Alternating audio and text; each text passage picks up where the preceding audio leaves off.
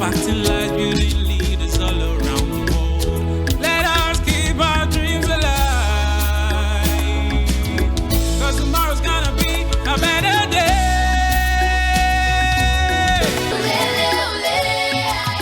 Welcome to the Kectil World Youth Network podcast, where we bring you voices that don't always make headlines, but carry the weight of history, resilience, and hope.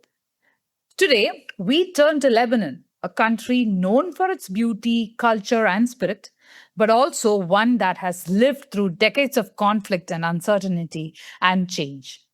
From civil war to economic collapse, and now caught in the ripple effects of a wider regional war, Lebanon stands at a complex crossroads.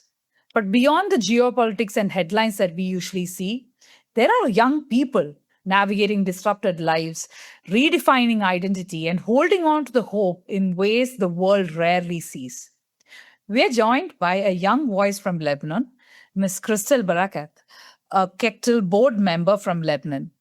Christelle will take us beyond the surface into the lived reality of growing up in a place where crisis is constant, but so is courage. Welcome, Christelle. Thank you so much, Ashwathy, and thank you for allowing me to be part of the podcast. Very happy so to be happy. here today. We're I'm so very happy as to well. Great. So let's just dive right in. And I'm very sure, Christelle, you are a very familiar face in the Kectil family. But would you like to just start off by briefly giving us an idea on what you do, what's your professional background, or like what you do inside Kectil? How long have you been with us? Just a brief background about yourself. Sure, very happy to do that. And I think this is very important today, the topics that we are discussing in light of everything happening in the world. And thank you for choosing to shed light on Lebanon, among other countries. So, for everyone, I guess, to get to know me a little bit better, I was born and raised in Lebanon. I grew up in this country, which has been fraught with instability, unfortunately.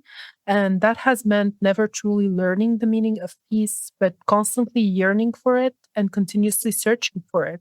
And I think that's part of why I chose to study it, which I did at the graduate level in the US on Fulbright scholarship, after which I came back to contribute my learning and experiences to my community. So I came back in 2022. And since then, over the past 4 years, I have been in my current position working as a researcher at an independent public policy think tank called the Lebanese Center for Policy Studies. As far as Kectil goes, I joined Kectil as a colleague in 2024, then became a regional coordinator in 2025. And I'm currently very happy to be part of the global board, leading the regional coordination team, but also contributing to the social media and community projects teams. Thank you so much. So, before we dive into too many details and questions, and I do have a lot of questions for you today, but let's just begin with understanding the ground realities. Like, especially, my question would be, what does life look like for you right now in Lebanon? And, just to set a context, listeners, Christelle will actually explain this further, but there are multiple lived realities within Lebanon. So she'll tell us more about that. But you should understand from the lens of the different lived realities within Lebanon that Christelle will be representing for us today. You are absolutely correct, Ashwathy. So let me start out by saying that everything, that I share today is my views and my opinions and my own experiences, right? So this is just one aspect or one perspective, because different people who live in different regions, who lead different lives or have different, community dynamics might experience things in a different way. So that being said, I think life for me now in Lebanon is very uncertain and unpredictable. And I think that is something that's shared across different regions, the different individuals and families. It alternates between moments of, focusing on work and other engagements, sometimes just to keep distracted from thinking about the war, which is a bit tricky when, your whole major and background is in peace and conflict. But also, worrying about the present and the future. Like, no matter how much you try to block these thoughts out, they always find a way back in. And the reality is, we just never know what's going to happen in an hour from now, or a few hours from now, or tomorrow, or over the next week. And that's something completely beyond our control, but our reaction to it is what is within our control. Okay. And just to add on to this question, I read that a lot of issues are mostly concentrating in south of Lebanon, right? So, is that correct? Is my understanding correct? Like, is there a difference in what's happening in south of Lebanon and border regions, as well as the other cities that are farther away from the border areas? Yes, to a certain extent. So if we go back to when things started flaring up, I want to say around 2023, so before the current events, things were more restricted to South Lebanon. So the majority of the bombing, the majority of the displacements, the majority of the targetings, the evacuation notices, they were concentrated in the south, up to a degree that, sometimes I found myself, thinking or even discussing with others, like, even though this is concentrated in the South is still part of Lebanon. Yeah. So we shouldn't normalize things, or we shouldn't be going about our lives, um, kind of thinking or even seeing people, just considering as if life were normalized in other regions, while the South is bleeding, right? Yeah. Because life was really very much disrupted in the South, like in terms of schools, in terms of jobs. Meanwhile, in other regions, things were more or less normal or being normalized. But I think, especially the recent events, things have escalated much further and farther. Yeah. So it's not just concentrated in the South anymore. Obviously, the South is bearing the brunt of things, so it is being the most impacted. But you also have the conflict that escalated and extended into Beirut, into areas and streets and locations, whose names, or the names of which, everyone has heard or everyone has been to. Because, sometimes you don't necessarily go to the South, but everyone more or less has been to Beirut, Yeah. even if, once in their life. Some go regularly for work. It's Mhm. the capital, so it's a hub, even Yeah. for conferences, for events, for the airport. So hearing the names of familiar regions or reading about them, like, that made things, I think, more real in people's minds and perspectives.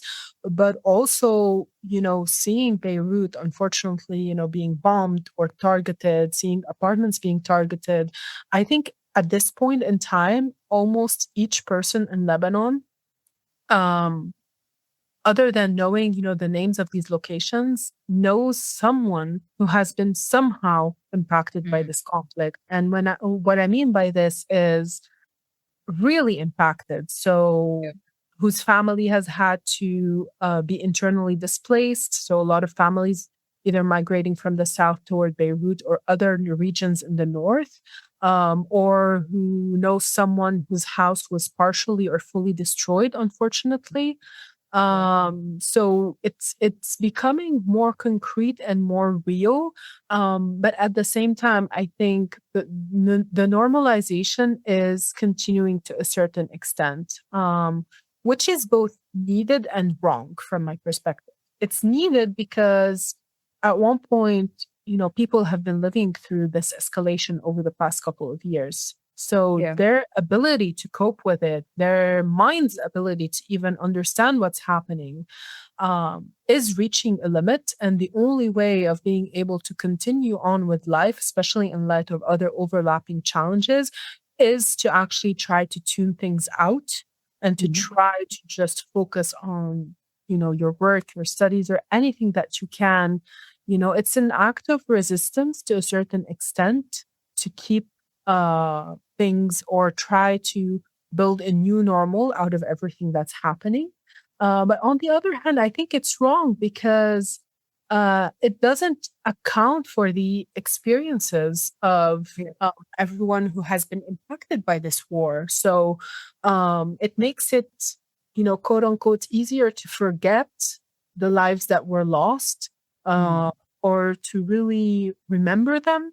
But also it raises question marks around, justice and reparation, and not just physical reconstruction, but just being able to move forward.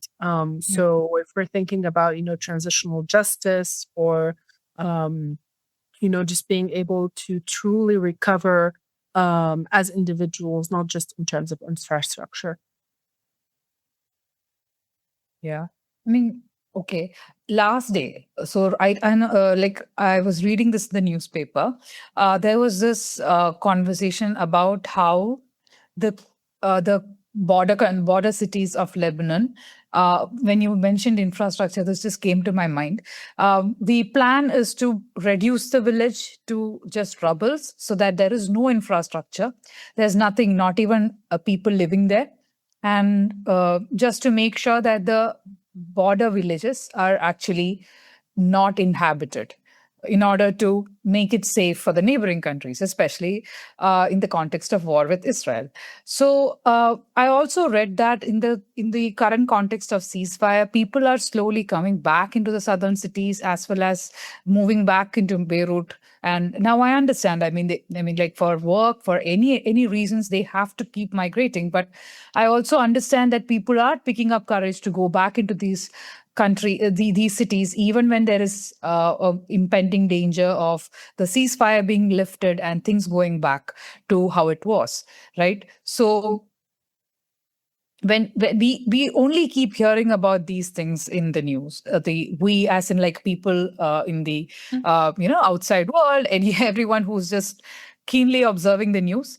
So from 2023 to 2026, this has been affecting your daily life, everyone, and people don't think about the human beings that are connected with this whole situation emotionally, socially, and their practical lives, right? How does that play out for people of Lebanon? How have you seen them actually cope up with this? Yeah, wow. So you shared a lot. I guess let me comment on a little bit of everything, and then if you feel the need to go back into more depth into something, I'm more than happy to do that. Yeah. So the current reality, unfortunately, you know, the vast majority of the South has been completely destroyed and razed down. Villages that used to be really lush and green and vibrant and full of homes and buildings, you now just see destruction and rubble and, black. It's all black, literally, because of the bombings, because of everything that's been happening. So there is effectively not much, if anything, to go back to. And it's really sad because, we often, again, talk about buildings, we talk about people, but there are other things there as well. Some people relied on those lands for their livelihoods. So they were farmers, for example, or you have olive trees that have been part of Lebanese heritage for centuries at this point. So this is a big loss also when it comes to heritage. You have a lot of monuments or artifacts that have been also targeted or destroyed or partially destroyed by the bombings that have happened recently, but also, throughout the past couple of years. In terms of people, wanting to go back and the points that you raised, I want to reflect on this throughout the duration of the conflict. So in 2023, things were more targeted, I want to say. The bombings were more targeted. Yes, they were bad. They were maybe as bad as now, but now we're seeing entire villages, or we saw entire villages being erased. So that is a big difference. So the intensity is much worse. Mhm. So in the past, people even who were internally displaced would still go to their villages, as long as the bombing wasn't too near or too close. They would maybe stay a couple of days, or they would just check up on their houses, their lands, and then go back. Maybe one individual would go instead of having the whole family go. Yeah. But nowadays, there's not much, if anything, to go back to. I mean, people may go back to just check, but oftentimes there's literally nothing there. And if they have nothing there, there's nothing to return back to. So they are stuck in this limbo, in this temporary displacement, somewhat turned permanent. And I think one point I do also want to shed light on, which I don't think the media highlights. I am not sure about foreign media or media outlets outside of Lebanon, because in Lebanon is being highlighted a little bit. There are individuals who choose not to migrate or displace themselves internally. I will repeat Oh. this. I will say it in other words. There are people who have died, who have lost their lives because they have refused to go out of their homes in the south or in other regions that were warned, or in regions that were given a 10-minute evacuation notice. Why? Because there are several reasons, but the main ones, either, they don't have the means to move anywhere else, um, because of the economic situation and everything that's happening. And because of this situation and the displacement, there are some landlords that are making a profit out of, the need for spaces to live in and to rent out, unfortunately. There are some people who don't have anyone else, like in terms of an extended family, to go to or to go to live with. And then there are some people who would say they prefer to die in dignity in their own homes rather than losing everything and dying in a displaced place, or not knowing what is awaiting them, in other areas. Yeah. And I think here I want to comment as well, and to point out that Lebanese individuals have always had the spirit of coexistence and wanting to help each other out. And I think in 2023, particularly, we have seen a lot of different regions across the political spectrum, across the religious and sectarian spectrum, open up their homes, their communities, their churches, their mosques, to those in need. But more recently, this has been a very touchy subject, because there have been targeted assassinations. So we're not just talking about, the bombing of a whole area or region or building. We're talking about a specific person who is on a kill list, so to speak. People affiliated, with them. And so they have been, also migrating to other regions and areas and trying to hide their identities. But because of evolution in technology and everything related to it, they are being found and then targeted. And then that poses a threat to everyone living around them, right? Because if there's a missile or a bomb that's being dropped, then that's not only impacting, unfortunately, that individual, but also everyone around them. Sometimes it's the whole building, it's the whole area. And so people have become very wary about who they allow into their communities, into their homes. Hotels are being stricter as well about it, because we have seen incidents of hotels being bombed or targeted because of this. Okay. The police is also, being more active about this. And I want to finally comment on the last part of your question, which was more about coping. Um, I think coping looks different to different people, because it also depends on the experiences that they have had, and it depends on their age and the generation. So for older generations, this has been very re-traumatizing, because they have lived through past wars.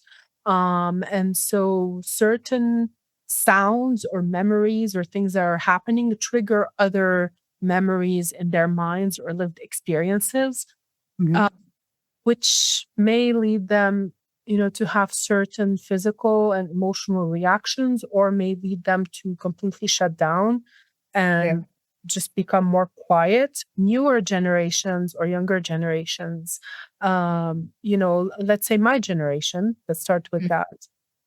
I have lived through the 2006 escalation, but I don't remember much of it, right? mm, So this war has been really um, ridden with anxiety and just a shock to a certain yeah. extent. Mm, And even the escalation is shocking because, sometimes you tell yourself, okay, maybe this is the worst of it, but then you see that there are ways in which it can even become worse.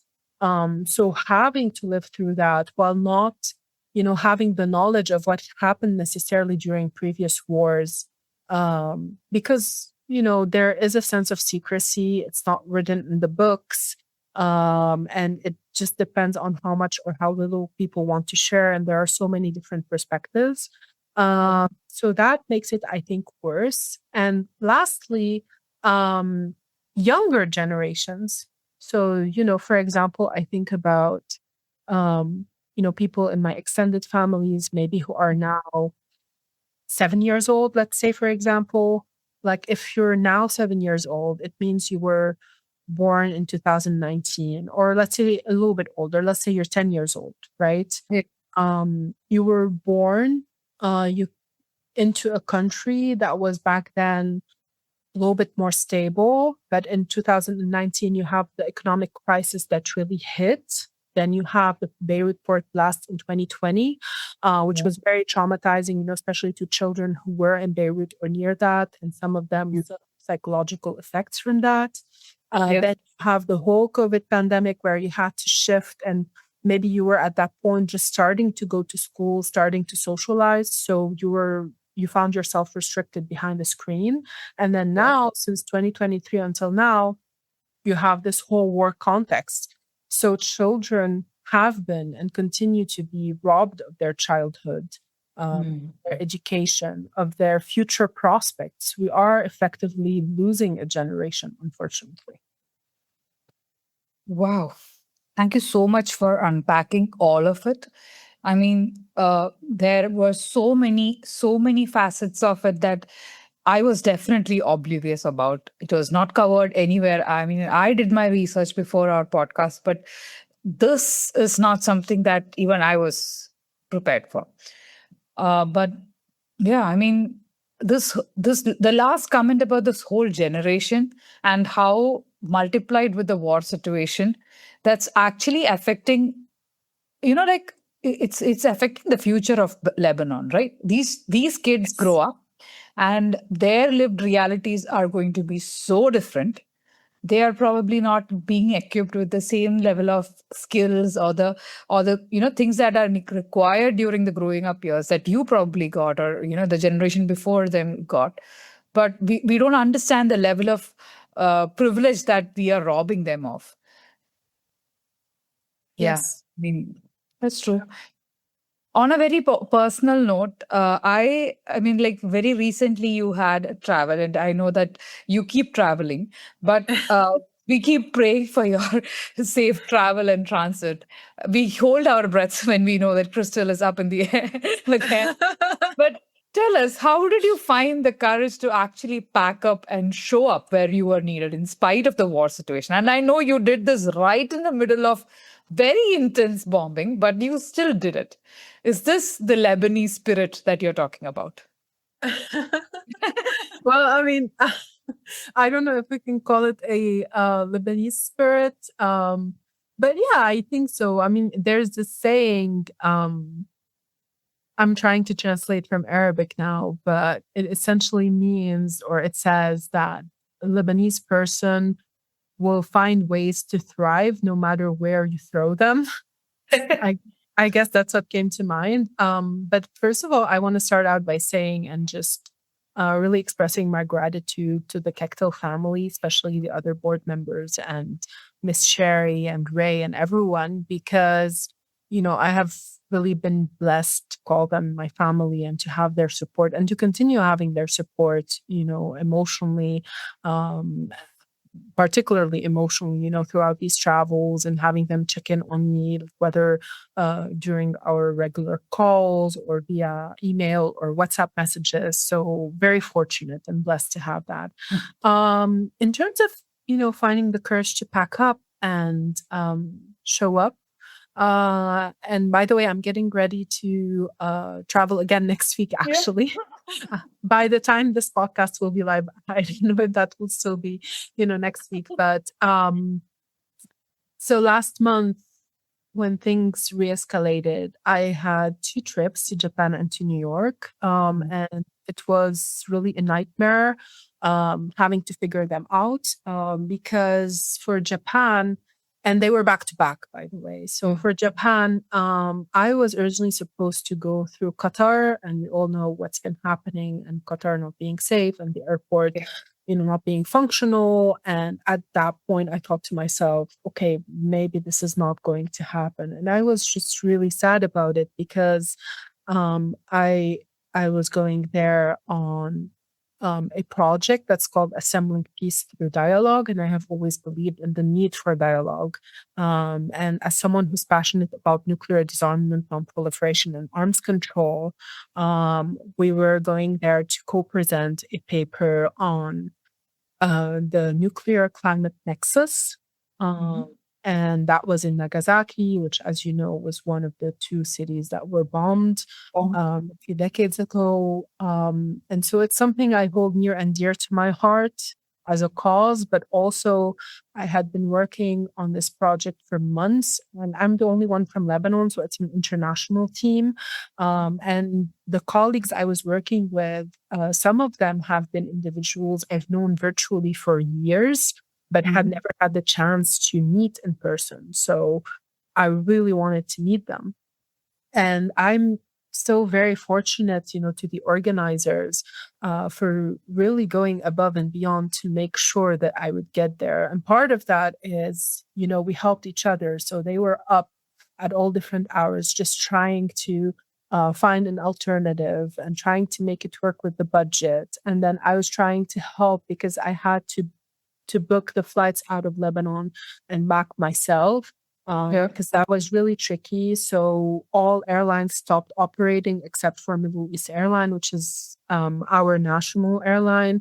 So the availability and the cost of these tickets was very difficult to manage. And at the same time, finding a ticket, even I stayed on the website for somewhere between 12 and 18 hours, just refreshing in the hopes of something opening up, which it eventually did, even though it was a day earlier than I needed. But at that point, you don't really have options. So you're just given what you have, and you need to make a choice about it. And I think, I found the courage in the purpose or in the why behind these trips.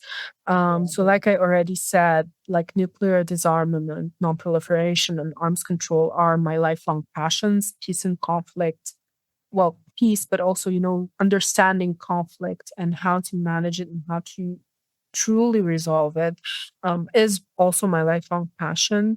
For Japan, I also wanted, to meet with the colleagues and to have this rare opportunity to meet with survivors from the atomic bombings, which we did. And for New York, it was about building a sustainable peace and future for all. So I headed there as a Secretary General of a Model UN conference. And so we had high schoolers and middle schoolers, majorly from Turkey, who were traveling to New York. It was their first time being there. Some of them, it was their first Model UN experience, and it's a chance for them to really understand the intricacies of different causes around the world and the importance of diplomacy and conflict analysis and resolution, among other skills. So these were all my why or my purpose. And I just needed to be there because the alternatives to me not being there would have been devastating to a certain extent. And so that allowed me to keep going. But also, I think growing up in Lebanon, you develop a sense of trying to keep life going no matter what. And sometimes I think to myself, unfortunately, no matter what is happening in the world, life keeps going. Life goes on and continues, and we have a choice to either continue with it or not.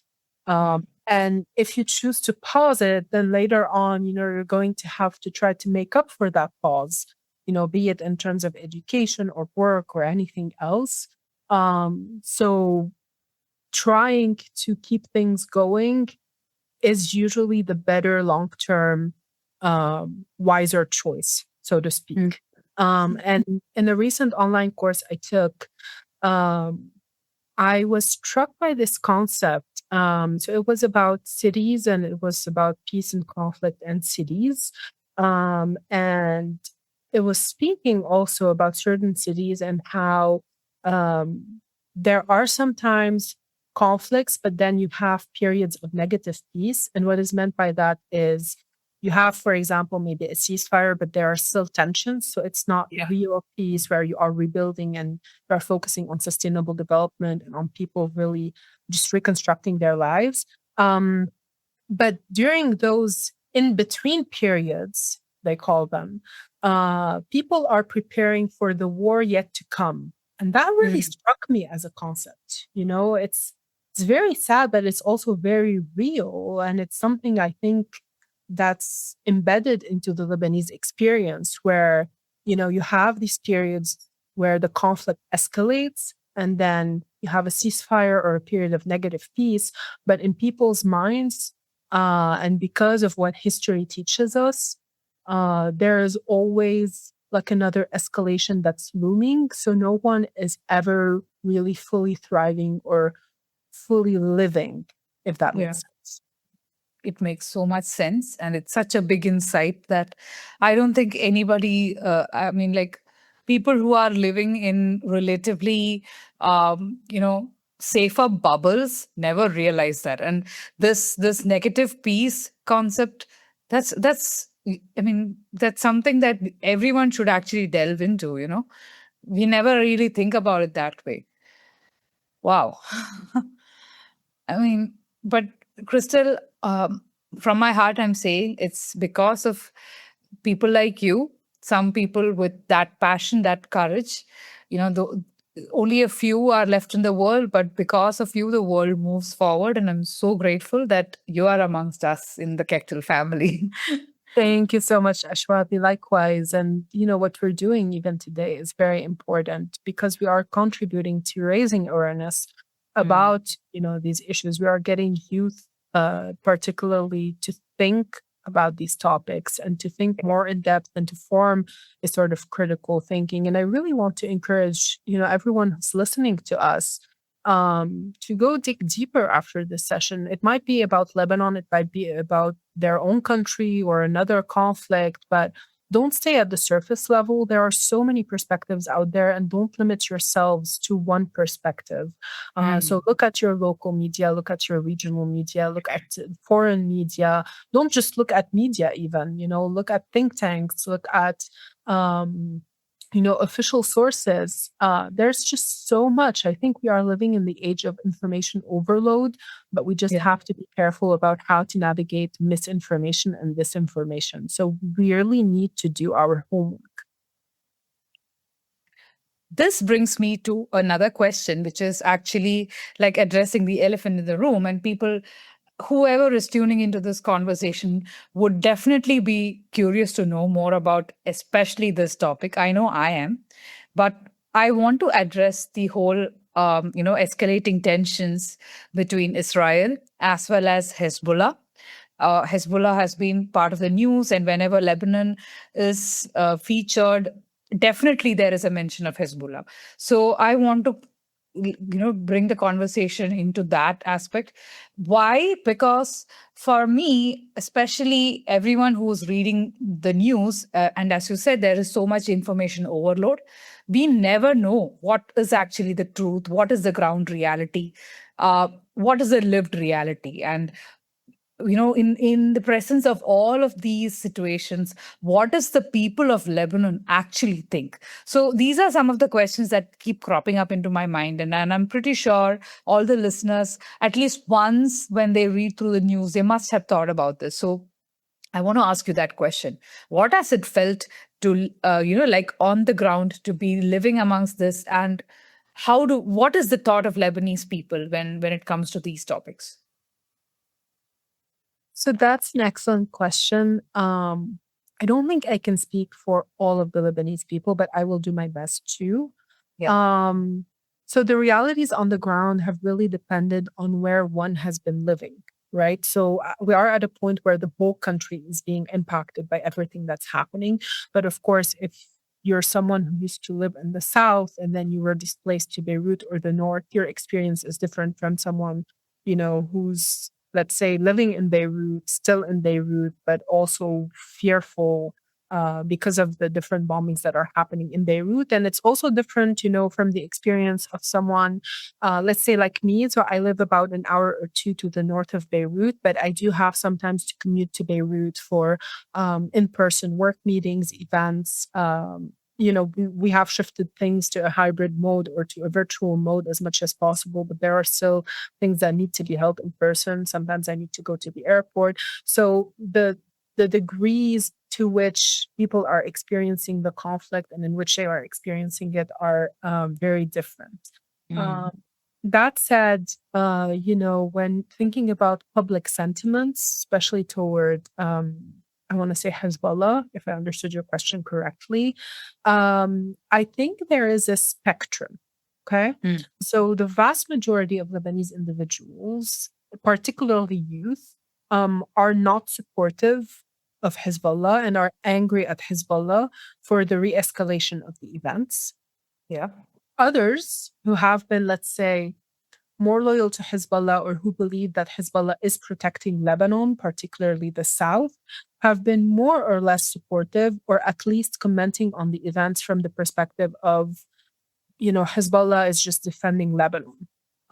So this is like really the lens or perspective through which they come at this topic from, especially when it comes to the South because of precedents in the past, but also because the South has long been an underserved and neglected region.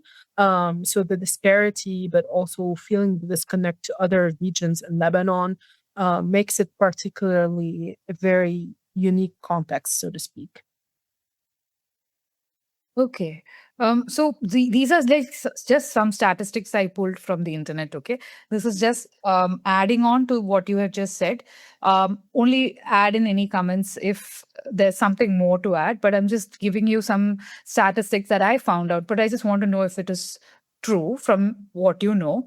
Like around 55, these are all just approximate numbers. Around 55% of Lebanese population do not trust Hezbollah because they're all very polarized about this topic. And then 73% feel that the group should be disarmed. 79% believes that the national army should hold the weapons. And, there's only like support from the Muslim Shia community for the Hezbollah causes, but that itself is weakening. And also, there is always this core dilemma among the people when state sovereignty versus non-state armed power comes into play. So, just want your comments on whether these statistics or these kind of numbers hold truth, and also, again, coming to the young people's context, where do they stand? You did mention, but is there something more to delve deeper into this topic, especially in the context of the publicly available statistics? Thank you so much for sharing. I will start off by saying that obviously, as the situation continues to evolve, these statistics will also need to be repeated or will continue to evolve with it. But I do think that, the different statistics you mentioned do hold true. From everything that I've also read, from also conversations I've had with different individuals, and just keeping abreast of the news. I think that we have to remember as well that within Hezbollah, like there has been a change in the leadership, which I do believe has impacted probably people's perceptions. I think there was more trust maybe in the previous leadership for those, again, who were supportive and loyal to Hezbollah, because that was built around like a charismatic leadership style and around, one person who was there for decades. I don't think there is as much trust in the current leadership, honestly speaking. And again, that's from the part of those who are loyal and or more or less supportive to Hezbollah. Uh, as a person who is in the field of disarmament, I'm probably very biased on this, but I do think, like you mentioned from the statistics, the majority of the Lebanese population agrees, including youth, that non-state actors, including Hezbollah, should be disarmed. The only authority that should hold weapons is the Lebanese army, which is, legally, or when we consider the definition of a state or a sovereign state, this is how it should be. I mean, if we think about the world more globally, you have countries now who are even existing without armies, right? I mean, that would be like the normative dream to reach. But being realistic, we're not going to transition into that overnight. So yes, I do think there should be disarmament. Weapons should be restricted in the authority of the army, in that sense. And I think the majority of the youth is more aware and more informed and more conscientious about the atrocity of conflict, the need for peace, the need for dialogue, and they just want to build a better future for themselves and for future generations. And a lot of them want to build it in Lebanon. So a lot of them are migrating, but they're doing that just because they have to, or they feel that they have to because, they are tired of living in a country that's always preparing for the war to come. And they are seeking, better economic situations for themselves and their families. And some of them end up migrating and staying abroad, or even, staying abroad, but then sending back remittances back home. Yeah. So this is really what it looks like, I think, on the younger side of things. Thank you so much. Thank you so much, Christelle. There's something that has struck me when we were having a conversation, like in a different context. You yourself mentioned that in most of the cases, not just some of the cases, citizens are pulled into certain situations when a higher power or higher authority plays the international politics. It does not usually reflect what the people of the country believe in. But when the country or the context is quoted, the population are usually, pulled into it unknowingly. Yes. Yeah. Yes. I mean, nothing that they are involved in. It's just that they are dragged into it. But that's absolutely correct. And I think a lot of the time, the vast majority of people, I'm not saying everyone, but the vast majority of people don't take a moment to distinguish between government's actions and the population, or even, government perceptions and population perceptions. For example, like with everything happening around the world, I have been having conversations with a lot of American friends that I have, for instance, and they feel fearful about traveling abroad, especially now in light of everything happening because of, the US-Israel operations in Iran and just the general world sentiment. And they've confided in me that, they are worried because, again, people, especially in other countries, they're not really differentiating between what the government is doing and what the actual population in the US might be feeling. So many of them are against, or categorically against, the war that's unfolding in the regional and local and national events. They feel really bad. They feel terrible. They also feel worried, but they just can't really do much about it. And, just like the world does not hear a lot about what's happening in our corner of the world, we don't really hear a lot about what's happening in other corners of the world where there are actual attempts, whether in public or behind closed doors to have, conversations or dialogue or to push back against, war decisions. Because at the end of the day, no one is benefiting from the war. Let's be honest here. Like there's destruction of buildings, there's destruction of lands, of livelihoods, there's loss of livelihoods. There's like a cultural heritage that cannot be recovered, or it will just never go back to being the same. And it's just losses all around. So there's really no benefit. And we're polluting also the environment even more. And we're just adding or going backwards in terms of progress. Very true. Very true. Yeah.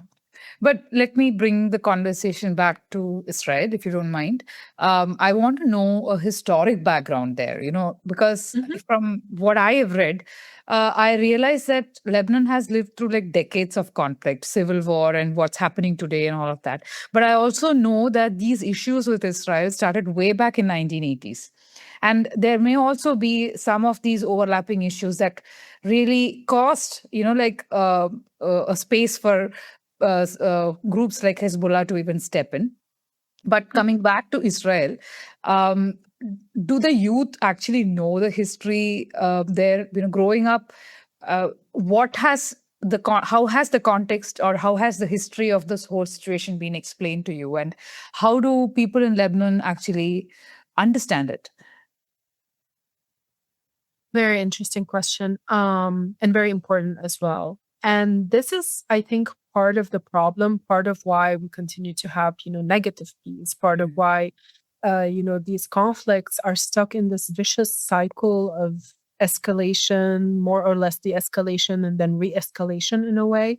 It's really because history and context were not explained to us. Were not explained to youth, were not explained to the different generations. You said 1980s, but the conflict actually goes back further than that into the mid 1940s, right?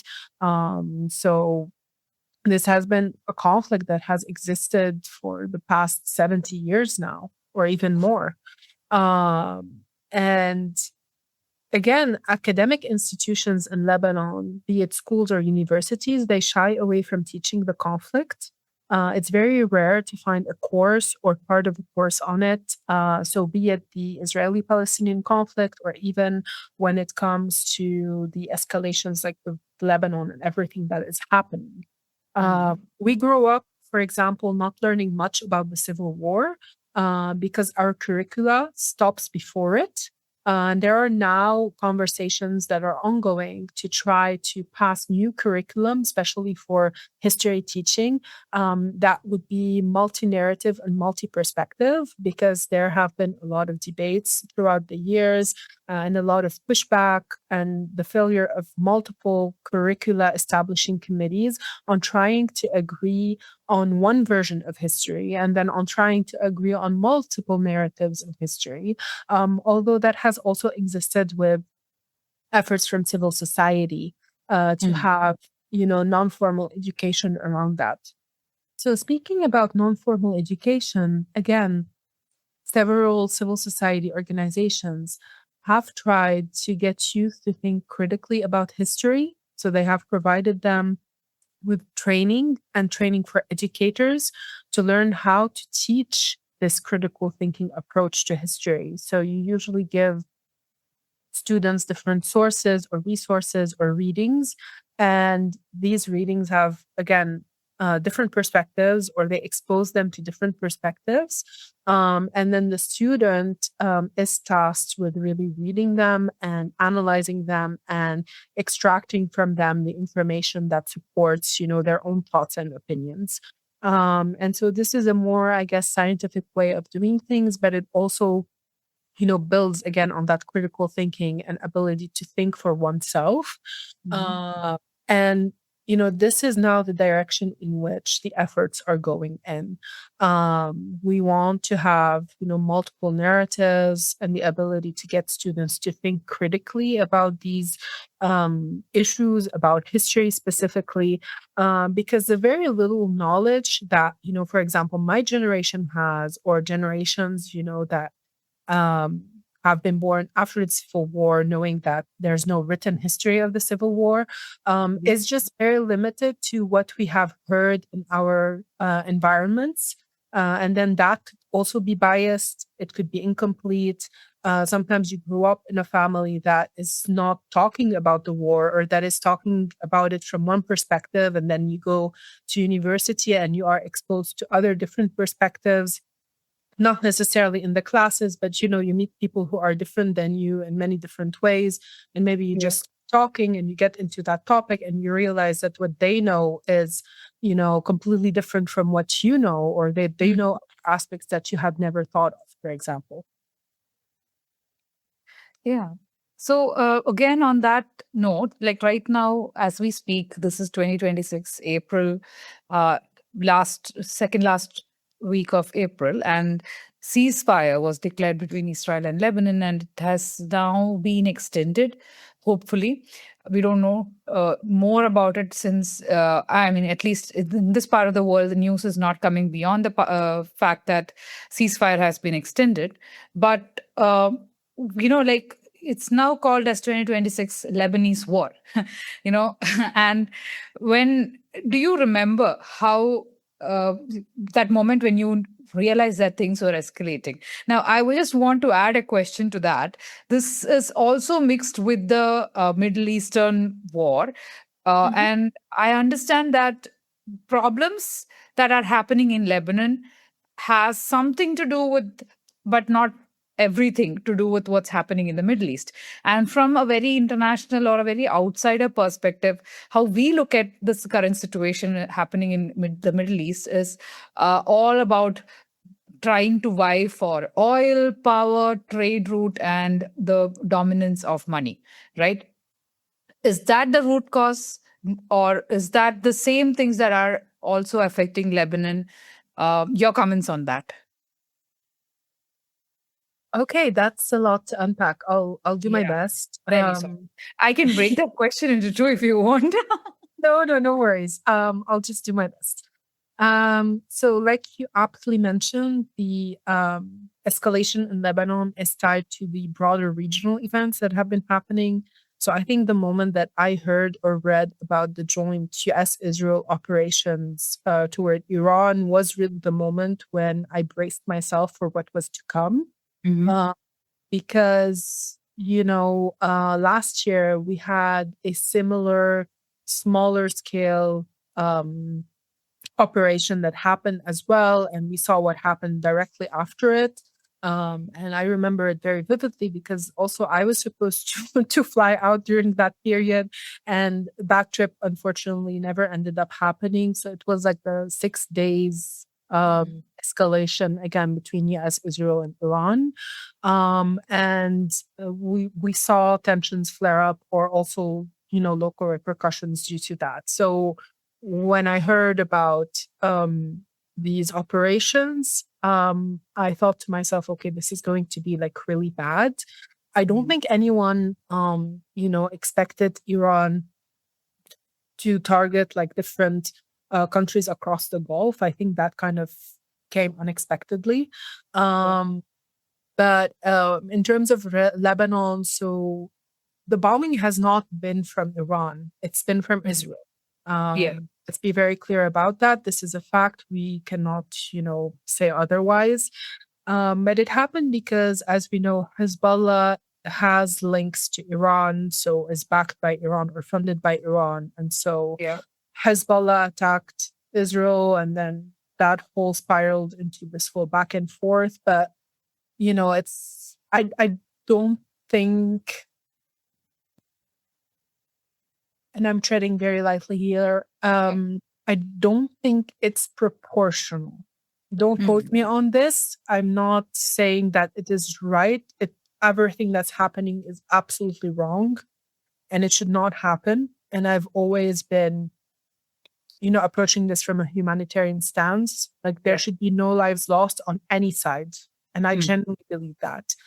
Yeah. But what I mean to say is, to my knowledge, which isn't, very vast on this particular, very specific element of the conflict, um, I think that the weaponry used by Hezbollah, for example, is not as advanced, especially in terms of drone strikes and capabilities and all of that, Mm. as Israeli weaponry, for instance. Yeah.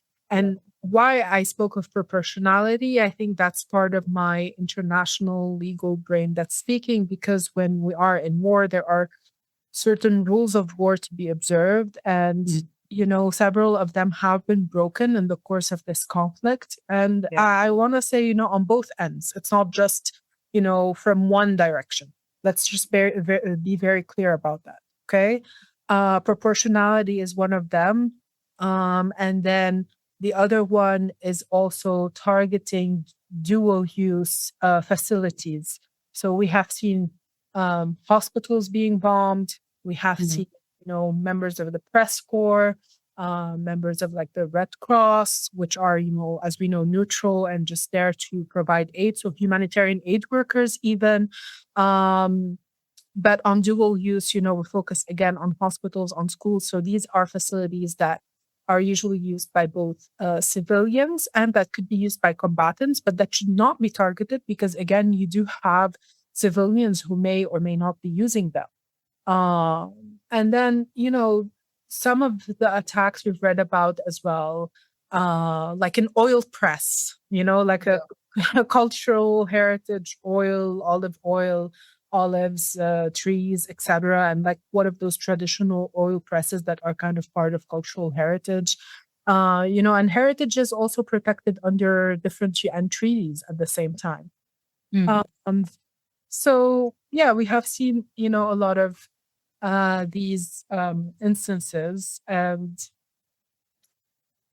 I guess I'm losing the trail of my thoughts here where I No, wanted no. to go with this.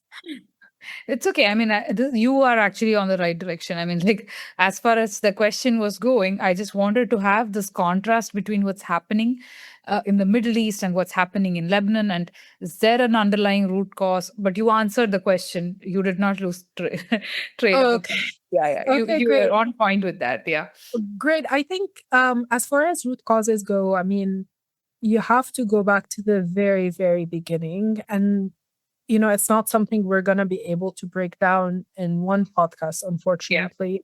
It's something that no one has been able to fully break down because it goes back all the way to the beginning of, the Israeli-Palestinian conflict, right?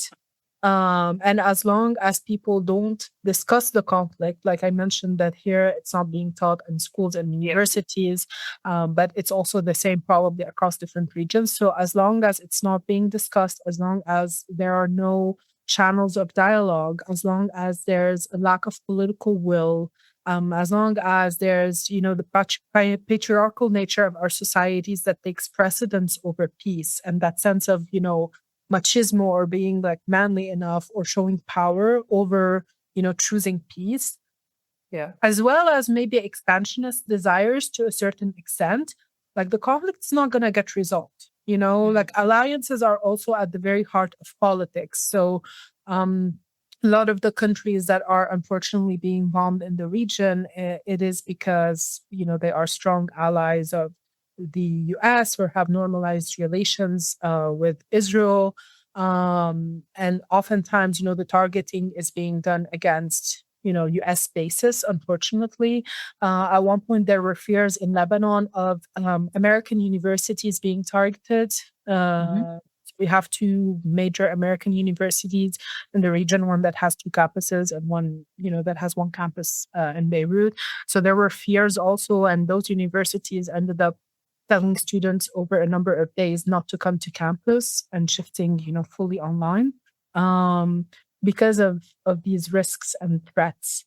Yeah. Um, and so it's all tied into the broader Israeli-Palestinian conflict, and to be able to untangle these conflicts, which are, an extension of that main core conflict, you have to find the root causes of that main Mm. conflict, and to really be inclusive of all voices. So the solution has to come from the conflicting parties. It cannot be imposed from abroad, and it necessitates dialogue from everyone and understanding everyone's perspectives and really being intentional and actually Mm. wanting the idea of peace, right?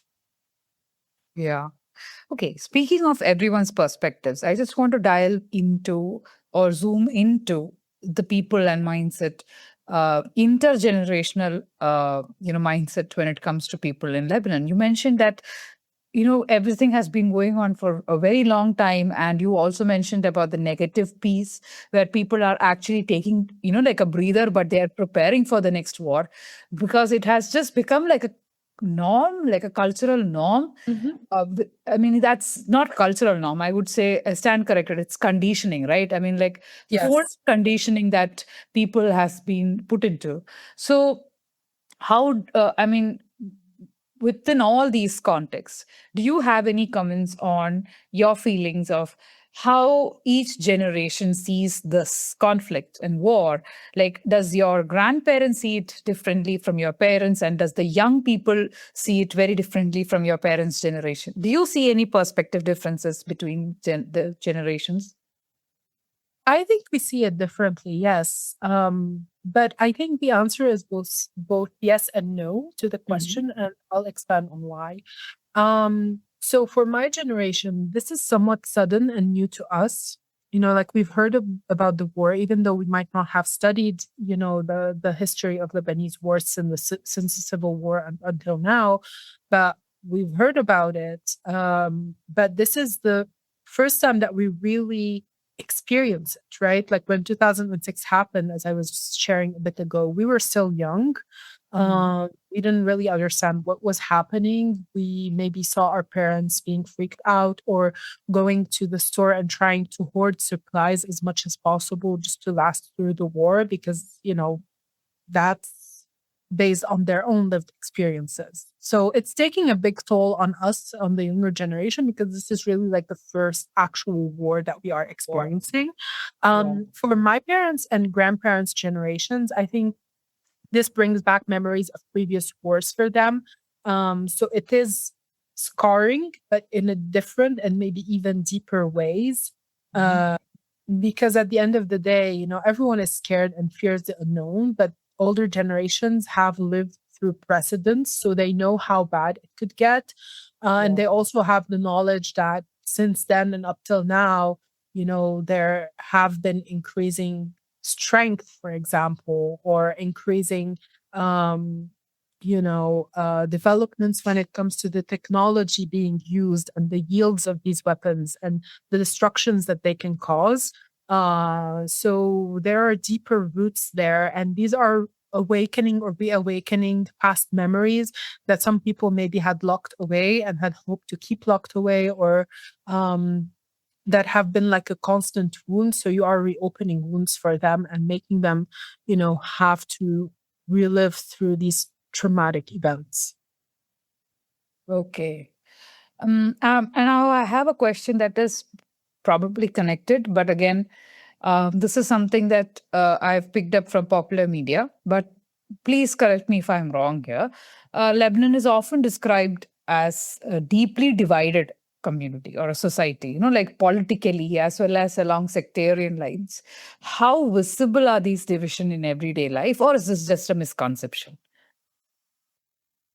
Um, Yes, that is a very timely question, and I think it hits at the heart of Lebanon. So, Lebanon is also known for coexistence. People have always been welcoming of others, but I think this war has tested the spirit. And Yeah. like I mentioned earlier, due to fears of being bombed, if you were to welcome someone, for example, who's affiliated with Hezbollah without your knowledge, I think the divisions like across political and sectarian lines are mostly felt in politics and in high public office positions because we have what's called a concessionaal system, uh, which was actually born after the end of the Civil War. So in the 1990s, um, there was this power sharing agreement. So each parliament, each government would need to be representative of all different political and religious um, identities. Yeah. And each political party in Lebanon has its own, color, own slogan, own religious affiliation, even. So that's, being embedded into the system again. And, there are positives and negatives to this. On a positive note, obviously, you're building on that spirit of coexistence and consensus. On a negative note, this is causing a lot of delays and a lot of deadlocks, Mhm. really disrupting the system to a certain extent. Okay. Yeah, I mean, I also understand. I mean, when this people have been traumatized, there will be repercussions, right? I mean, that is, it's like a ripple effect. So when you just when in the beginning when you had mentioned about how people are very very cautious about inviting new members, that was not a perspective that I had actually thought about in the context of war. But now it does make a lot of sense. When you put it this way, this perspective really makes a lot of sense. Um, okay, so I just want to ask about the government and the current political situation. Um, do you feel represented, or is there a leadership disconnect between the leadership and the youth? I think the current government, so the one that's currently there, is very technocratic. So I feel represented in that sense. I feel more hopeful about having people with the right background in the right places. Um, so it's a breath of fresh air because in the past, we used to have governments where you would have someone, let's say, with a medical degree who'd be heading Mhm. like the Ministry of Culture, for example. That person could be very capable, but at the end of the day, what they studied and what they are working as does not match the position that they hold, right? So they would probably need, no matter how well intentioned they may be, they might need to, study some more, or have to catch up with what is happening in order to be able to fulfill their duties well, versus a Mhm. person who already has a background that is aligned with the ministry that they are heading, for example, right? Oh, okay. Yeah. So I'm not personally politically affiliated. I wish there were more independent candidates who actually made it. So we have seen over the past few years more independent individuals running for positions, but we have not seen many who have ended up making it into, the parliament, for example. Um, and these would be, people who are not colored by parties or by these political parties' histories. And Mhm. I think this is the view that's shared by a lot of youth in Lebanon and abroad. There are still youth who are politically colored, affiliated with a party. There are youth who tell you, I'm not convinced by any of the parties, but you have to pick the best from all of the options, if that makes sense. So the best of the Yeah. worst, so to speak. And so they try to choose the party or the candidate that, has or shares like the values that are most closely linked to them or the views that are most closely linked to theirs, in the absence of alternatives that they feel would represent them better or that would represent them better and actually have a chance of making it, right? Because at the end of the day, they are also considering that. Like, is my voice going to someone who aligns with me completely but does not have a chance to actually be elected? Or would it be better, for example, to give my voice to someone who aligns with me on most things but then has a better chance of making it there? And then, after that, you can go into a whole process of lobbying or Mm. pressuring, organizing with civil society or, any other way to try to um, influence public policies, so to speak. Yeah. Here's to wishing that someone like you, Christelle, or you yourself become the future of Lebanon someday. Thank you so much, Ashwati. I mean, everything we're doing, we're hoping and we're building is toward the betterment of the country eventually.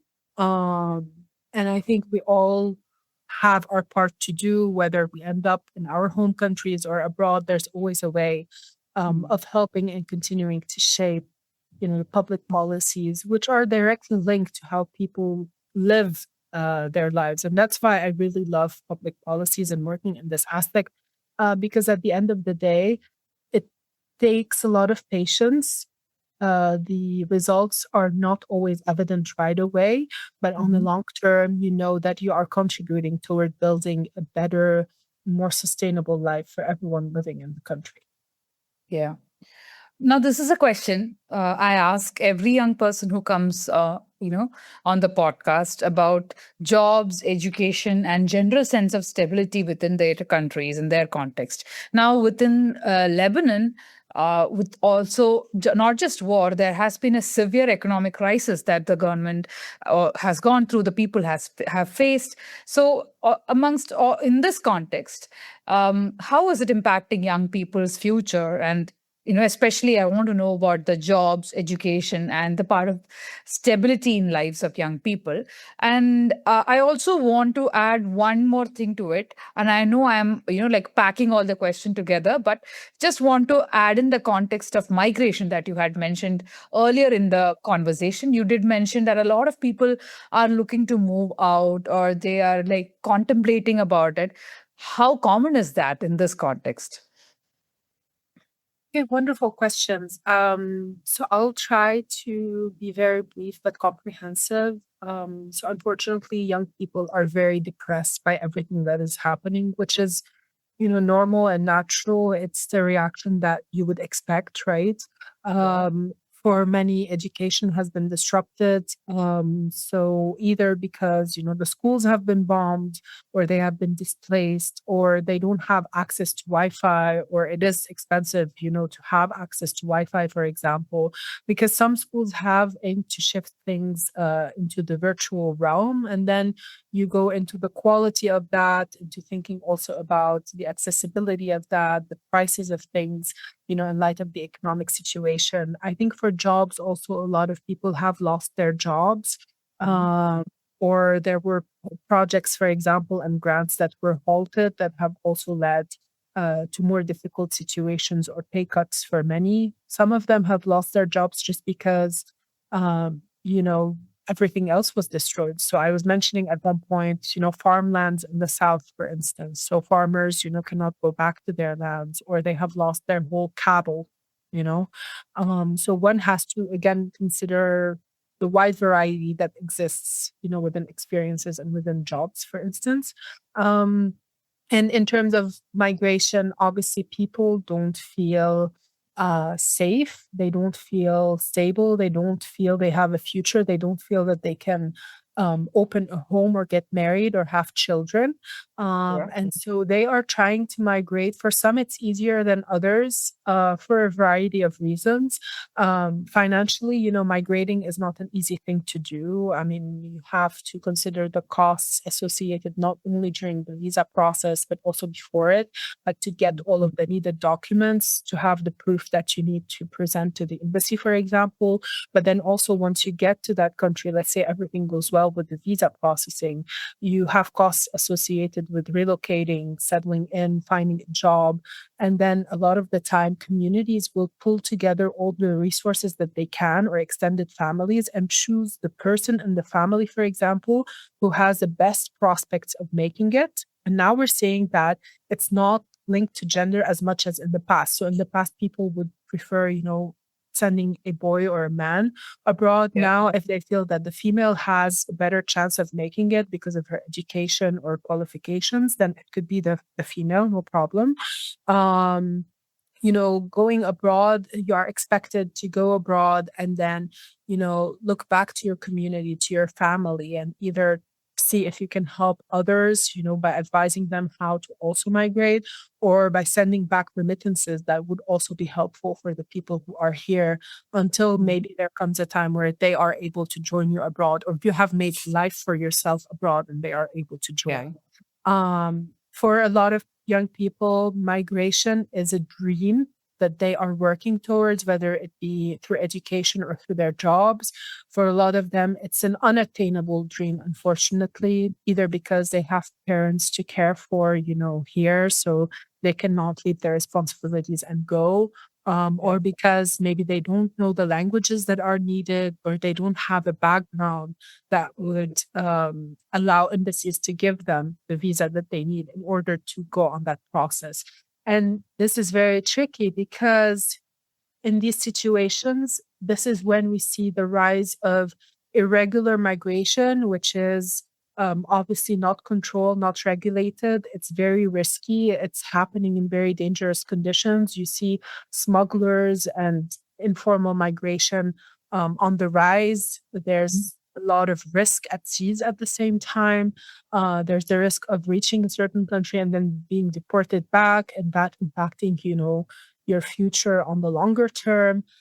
Yeah. Um, it's just a very tricky situation, but I think it's always somewhere in the minds of a lot of individuals living in Lebanon, particularly the youth who, you know, are increasingly coming to the realization that this is not sustainable. This is not, amenable to having a home that could be destroyed at any point, or a family that could, God forbid, be killed at any point.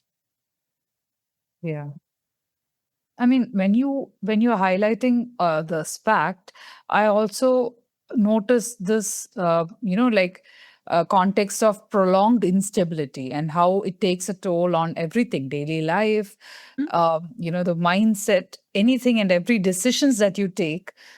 Even it just becomes a cultural, it just gets weaved into the cultural context as well. On that note, I had a different context or a different layer I wanted to add to this. And in Kectil, we always speak about mental health and how young people should be given a space to actually open up and seek help, as well as help each other in terms of, coping with stress, especially during such traumatic situations and uncertainty.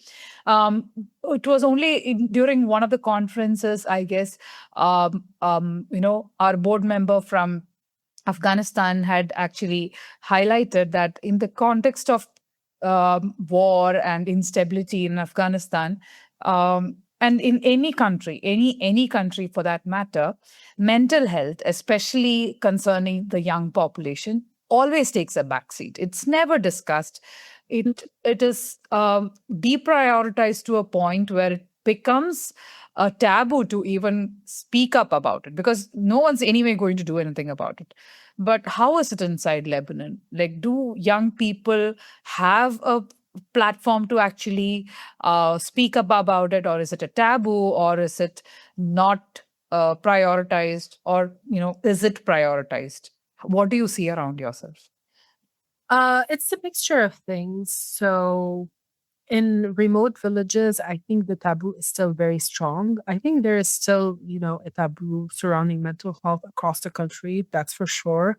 In remote villages, it's stronger than in other areas. In some areas, like Beirut, for example, in certain regions, in Mount Lebanon, etc., people are a bit more open, especially the younger generation, to the idea of seeking mental health help.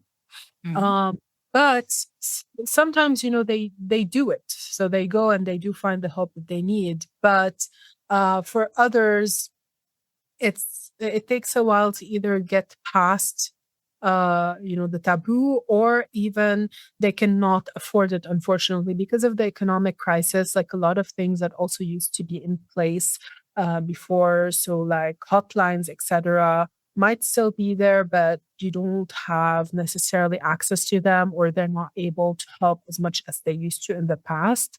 So it's very limited, because you also have a growing need of mental health assistance with very limited resources to actually meet that.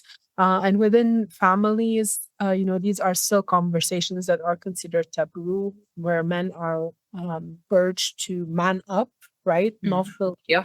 stress on their feelings. Some people, consider that they would rather just try to lead a normal life and normalize things as much as they can and just keep going, instead of actually openly opening the floodgates, so to speak. So it's a very, I think, individual approach to mental health that fluctuates in light of all of the different variables.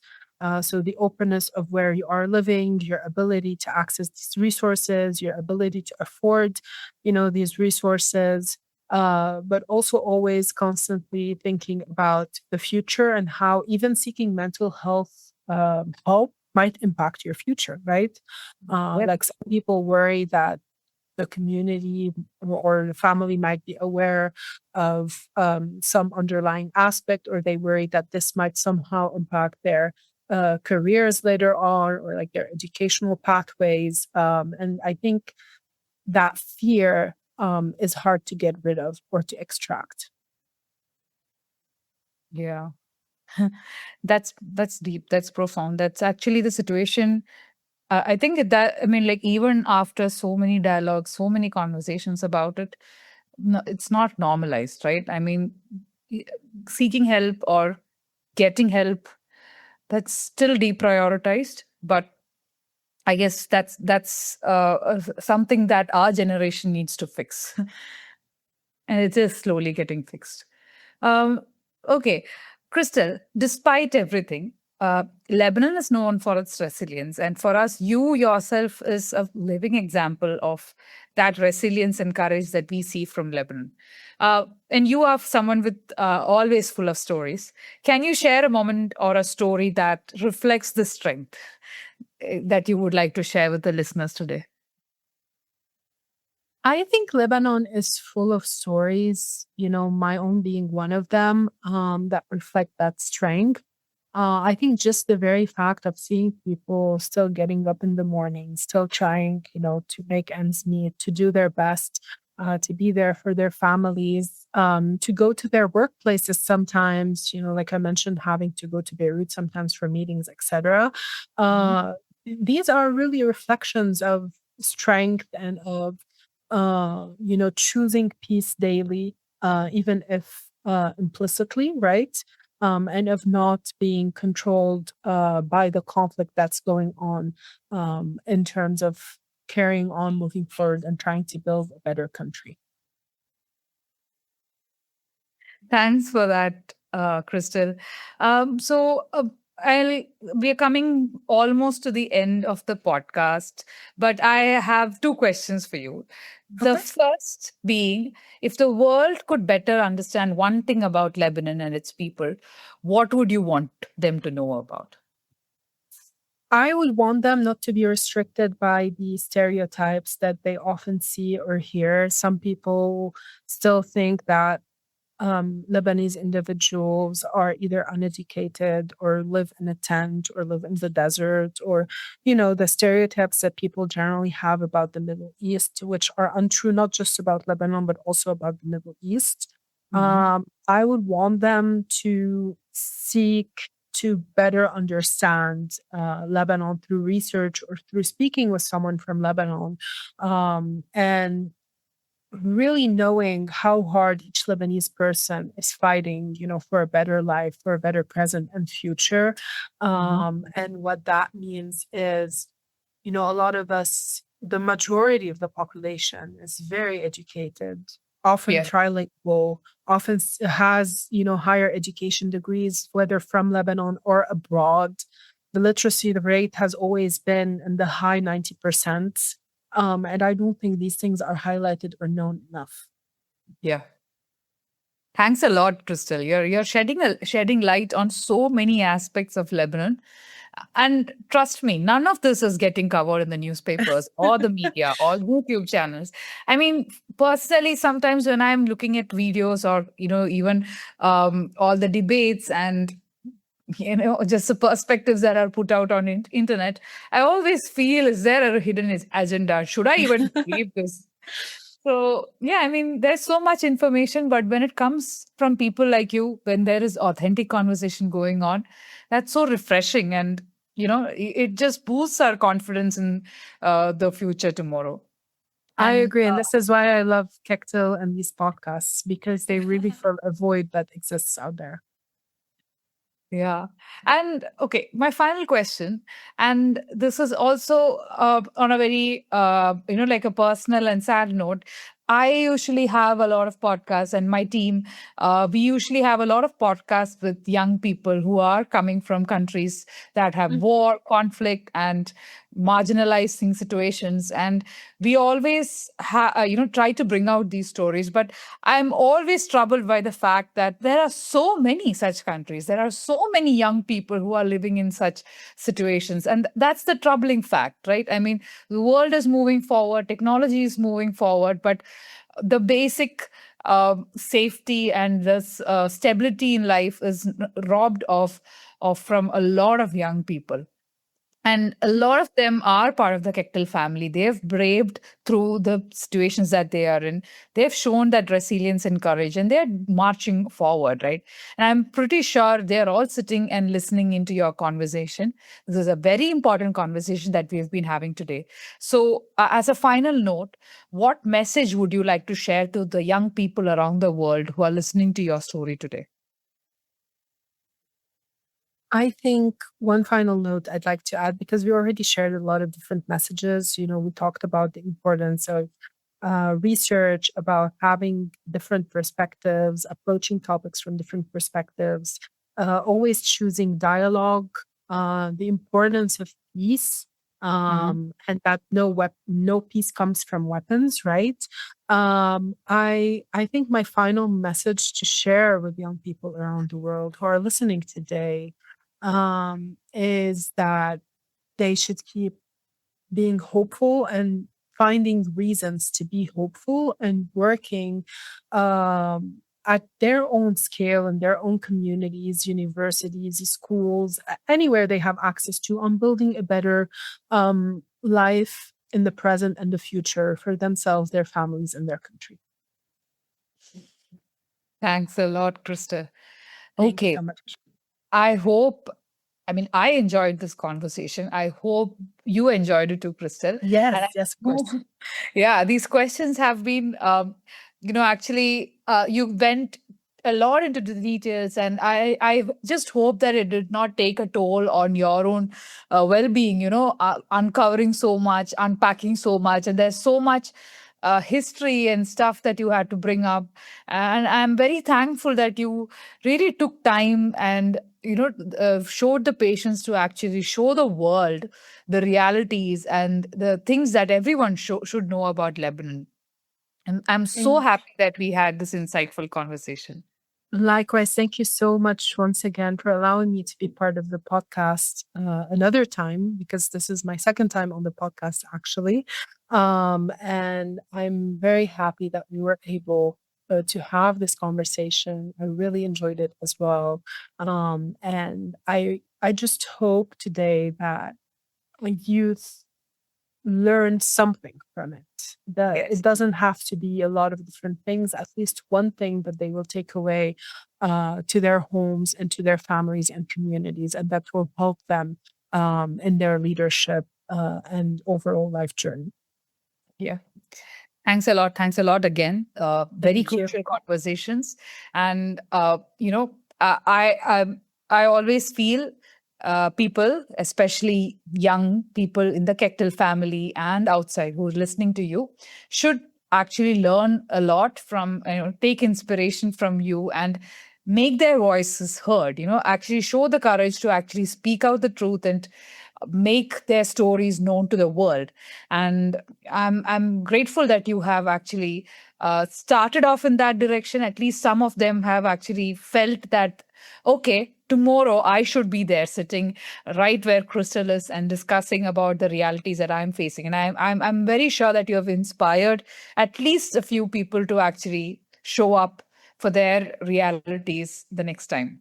Thanks a lot, Crystal. Absolutely. Yeah. Absolutely. And I And hope so. And I hope we get more voices, because we need young people speaking about their experiences. yeah.